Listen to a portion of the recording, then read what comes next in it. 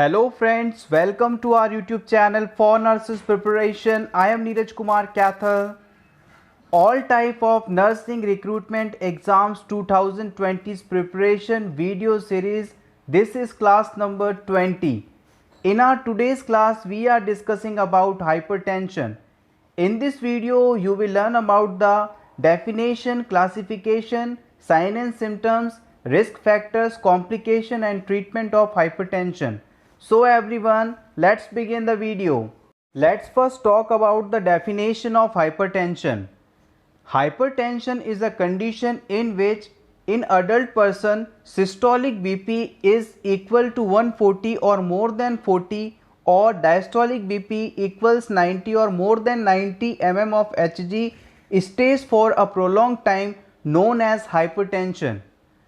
In hypertension condition, the systolic BP is more than 140 mm of Hg or diastolic BP more than 90 mm of Hg for a prolonged time period is known as hypertension. In few situations like anger, exercise, our BP can be increased more than this level or up to this level. This rise and fall of BP is not the hypertension condition. In hypertension condition, a particular level of BP stays for a prolonged time. Important points about hypertension. Normal blood pressure in adult person is 120 by 80 mm of Hg. The device by which we are measuring the blood pressure is known as sphygmomanometer. Sphygmomanometer. In our body, blood pressure regulating center is located in the medulla oblongata. It is cardiovascular center. Hypertension is also known as silent killer. Males have higher blood pressure than females. First, talk about the hypertension classification based upon causes.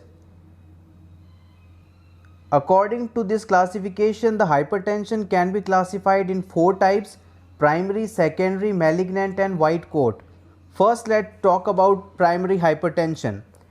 Primary hypertension is also known as essential hypertension or idiopathic hypertension. Primary hypertension's exact cause is not known.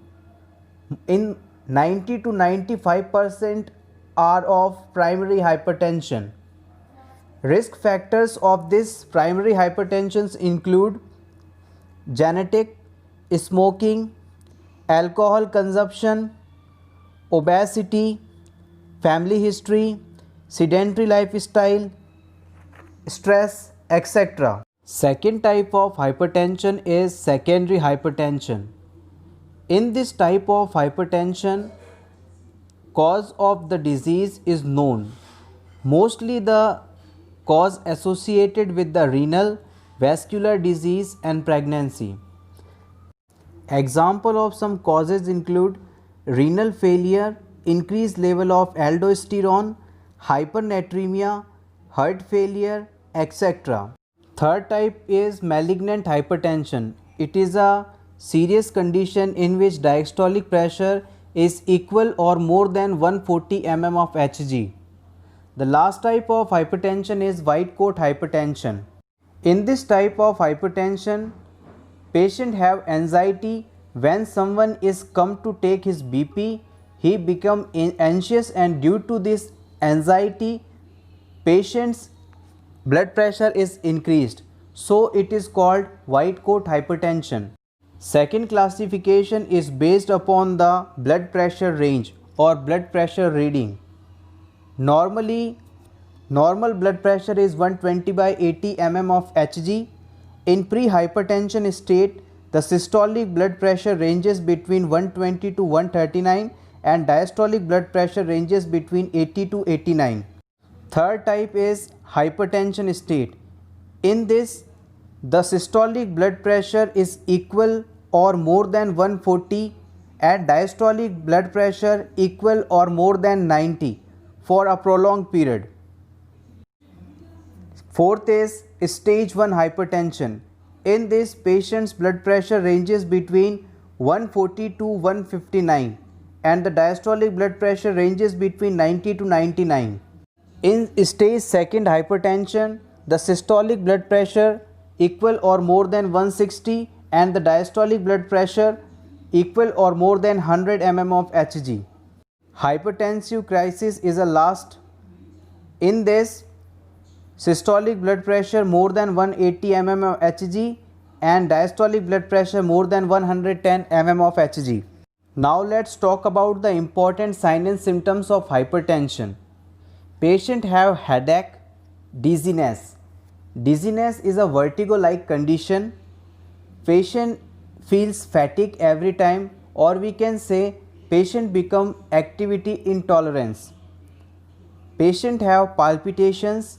Palpitation is a condition in which patient become anxious and heart rate increases, and patient also in this condition can be restless. Patient have chest pain. Dyspnea can be present. Dyspnea means difficulty in breathing. If the BP rises, epistaxis can be there. Epistaxis means bleeding from nose and few other symptoms.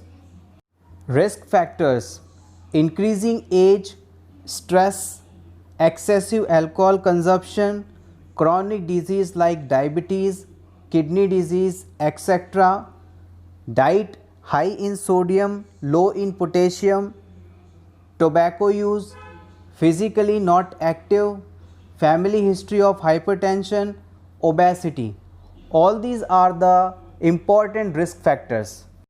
Due to hypertension, these complications may occur: heart failure, coronary artery diseases, stroke, kidney disease, eye disease, and others.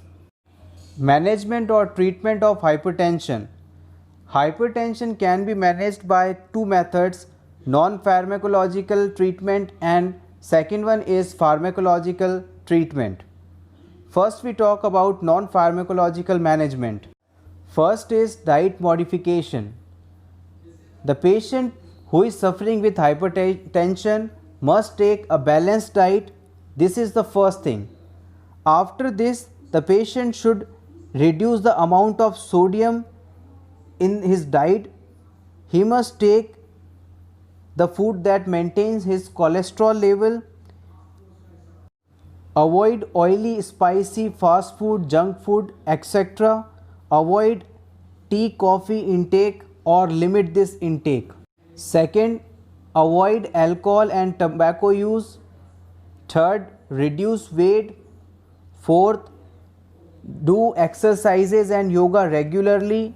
It will help to reduce the weight and maintain the blood pressure.